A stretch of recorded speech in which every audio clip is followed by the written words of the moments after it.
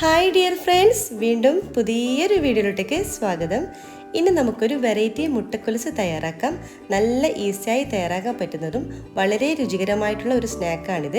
ഇഫ്താറിൻ്റെ സമയത്ത് ഒരു വെറൈറ്റി ആയിട്ട് നമുക്ക് തയ്യാറാക്കാം.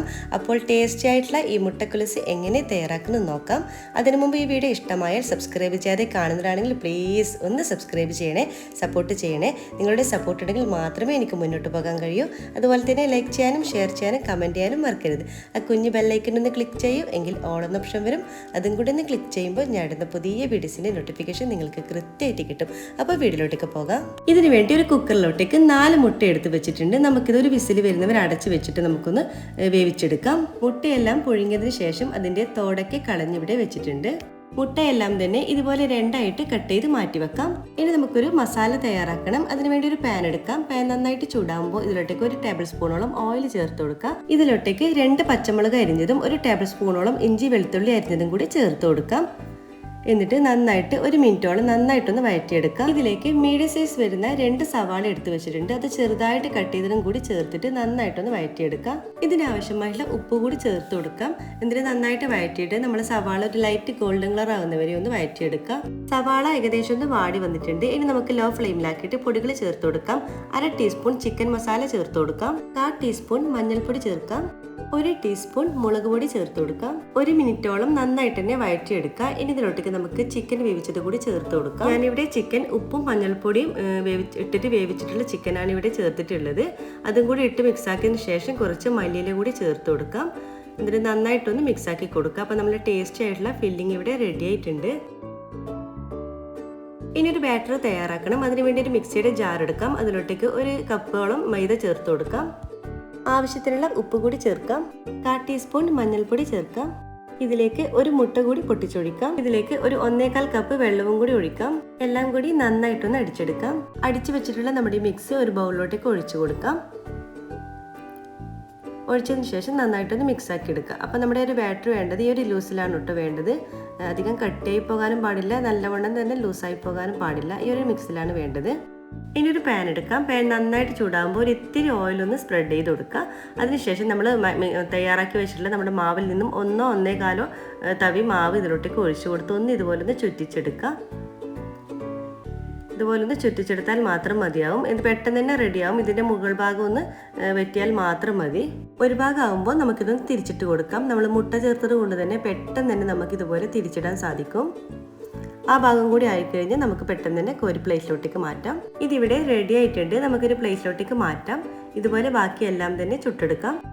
ഇനി നമുക്കിതൊന്ന് സെറ്റ് ചെയ്തെടുക്കാം. ആദ്യം തന്നെ നമ്മൾ തയ്യാറാക്കിയിട്ടുള്ള നമ്മളൊരു ദോശയിലോട്ടേക്ക് നമ്മൾ തയ്യാറാക്കി വെച്ചിട്ടുള്ള നമ്മുടെ മിക്സ് ഇവിടെ റെഡിയാക്കി കൊടുക്കാം. നമ്മുടെ മസാല വെച്ച് കൊടുക്കാം.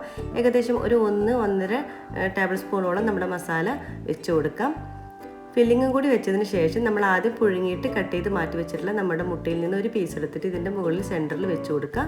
എന്നിട്ട് വീഡിയോയിൽ കാണുന്നത് പോലെ 2 ഭാഗം ഒന്ന് മടക്കി കൊടുക്കുക. എന്നിട്ട് ഈ ഒരു ഭാഗം കൂടി നമ്മളൊന്ന് ഇതുപോലെ ഒന്ന് മടക്കി കൊടുക്കുക. ഞാനൊരു ബോക്സ് പോലെയാണ് ആക്കിയെടുക്കുന്നത്.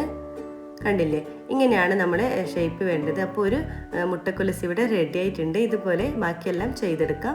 മുഴുവൻ മുട്ടക്കൊലുസും ഇവിടെ റെഡി ആക്കിയിട്ടുണ്ട്. ഇനി നമുക്ക് വേണ്ടത് ഒരു ബൗൾ എടുക്കാം. അതിലോട്ടേക്ക് 2 മുട്ടൻ്റെ വെള്ളം എടുത്ത് വെക്കണം. എന്നിട്ട് നന്നായിട്ടൊന്ന് ബീറ്റ് ചെയ്തെടുക്കാം. തയ്യാറാക്കിയിട്ടുള്ള ഓരോ മുട്ടക്കൊലുസും നമ്മൾ ബീറ്റ് ചെയ്തിട്ടുള്ള മുട്ടൻ്റെ വെള്ളയിലോട്ടേക്കൊന്ന് മുക്കിയതിന് ശേഷം ഒന്ന് ഫ്രൈ ചെയ്തെടുക്കാം.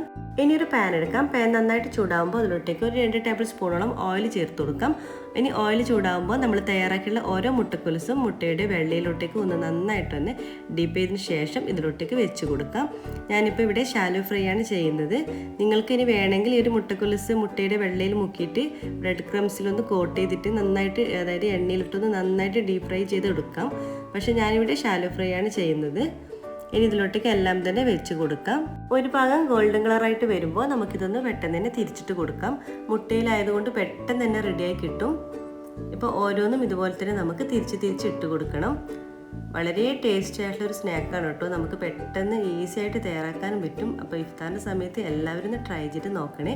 ഇനി തിരിച്ചിട്ട ഭാഗം കൂടി ഒന്നൊരു ലൈറ്റ് ഗോൾഡൻ കളർ ആവണം. 2 ഭാഗവും ഇതുപോലത്തെ ഗോൾഡൻ കളർ ആകുമ്പോൾ നമുക്കിത് പ്ലേറ്റിലോട്ടേക്ക് കോരി മാറ്റാം. അപ്പോൾ നമ്മൾ ടേസ്റ്റി ആയിട്ടുള്ള മുട്ടക്കൊലുസ് ഇവിടെ റെഡി ആയിട്ടുണ്ട്. നല്ല രുചിയാണ് കേട്ടോ. നമുക്കിത് എത്ര കഴിച്ചാലും മതിയാവില്ല. അപ്പോൾ മുഴുവനും ഇതുപോലെ തന്നെ നമുക്ക് പ്ലേറ്റിലോട്ടേക്ക് കോരി മാറ്റാം. ഇനി ഇതുപോലെ ബാക്കിയെല്ലാം തന്നെ നമുക്ക് ചെയ്തെടുക്കാം. അങ്ങനെ വളരെ രുചികരമായിട്ടുള്ള മുട്ടക്കൊലുസ് ഇവിടെ എല്ലാം തന്നെ റെഡി ആയിട്ടുണ്ട്. കാണാൻ തന്നെ നല്ല ഭംഗിയില്ലേ, അതുപോലെ തന്നെ കഴിക്കാനും നല്ല ടേസ്റ്റാണ്. ഇതിൻ്റെ ഫില്ലിങ് ഭയങ്കര ടേസ്റ്റാണ് കേട്ടോ. നമുക്കിതിൻ്റെ ഉൾഭാഗം ഒന്ന് കാണിച്ചു തരാം. കണ്ടില്ലേ, നല്ല രുചിയാണ് കേട്ടോ. ആ മുട്ടയും ആ ഒരു ചിക്കൻ മസാലയും എല്ലാം കൂടി കഴിക്കുമ്പോൾ ഒരു പറഞ്ഞറിയിക്കാൻ വയ്യ ഇതിൻ്റെ ടേസ്റ്റ്. അപ്പോൾ മസ്റ്റായിട്ടും നിങ്ങൾ എല്ലാവരും ഒന്ന് ട്രൈ ചെയ്ത് നോക്കുക. ഇഫ്താറിന് പെട്ടെന്ന് തയ്യാറാക്കാൻ പറ്റുന്ന നല്ലൊരു അടിപൊളി റെസിപ്പിയാണ്. അപ്പോൾ എല്ലാവർക്കും ഇഷ്ടമായി എന്ന് കരുതുന്നു. ട്രൈ ചെയ്ത് നോക്കുന്ന സമയത്ത് ഫീഡ്ബാക്ക് അറിയിക്കാൻ മറക്കരുത്.